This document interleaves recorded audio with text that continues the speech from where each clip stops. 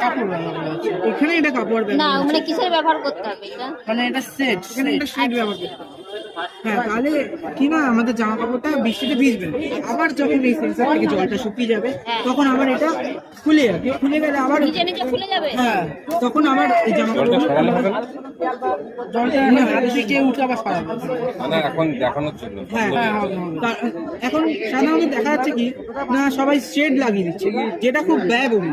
মানে এটা অতটাও ব্যয়বহুল না, যেহেতু শেড লাগাতে, আবার শেড লাগালে অনেকে কি চায় না বাড়িতে একটুখানি গাছ টাছ লাগাবে বা রোদ্দুর টদুর আসবে না সব। মানে ওখানে বৃষ্টি পড়লে এটা ঢেকে যাবে? হ্যাঁ, আর এটা বৃষ্টি ছেড়ে গেল?